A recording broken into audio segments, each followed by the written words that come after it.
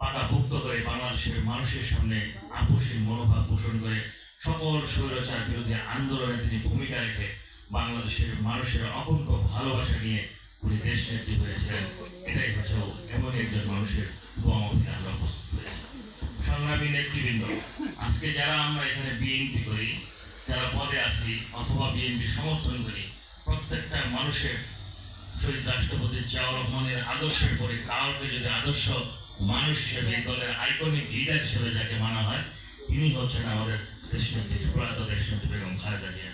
ওনার জীবনী থেকে আমাদের প্রত্যেকটা মানুষের শিক্ষা নেওয়া উচিত যে রাষ্ট্র ক্ষমতার এত কাছাকাছি থেকে রাষ্ট্রের প্রত্যেকটা দায়িত্বশীল জায়গায় তিনি অবস্থান করে আজকে বাংলাদেশের মতো রাষ্ট্রের কর্তা হয়েও তিনি কিন্তু সাধারণ মানুষের মতোই চলাফেরা করেছেন। ওনার মৃত্যুর পরে কিন্তু অঢেল টাকার সন্ধান পাওয়া যায়নি এবং ওনার এই 3 বারের প্রধানমন্ত্রী থাকার পরেও কিন্তু ভোগ বিলাসের জন্য খুব বেশি একটা কিছু পাওয়া যায়নি। এটা অনেকেই কিন্তু আপনারা জানেন।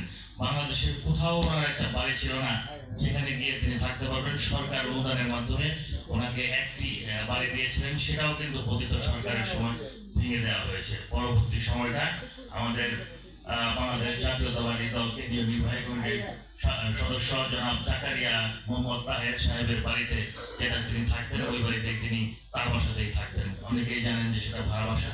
সেই বাসাতেই তিনি অবস্থান করে মৃত্যুর আগ দিন পর্যন্ত হসপিটাল ওই বাসায় থেকেছেন। সুতরাং এমন একজন নেত্রী যিনি বাংলাদেশের 3 বারের প্রধানমন্ত্রী থাকার পরেও বিএনপির মতো গণমানুষের একটি দলকে নেতৃত্ব দেওয়ার পরেও যে মানুষটা জীবদ্দশায় একটা বাড়ি করলেন না, সেই মানুষটা দেখেই কিন্তু আমাদের উদ্বুদ্ধ হওয়া দরকার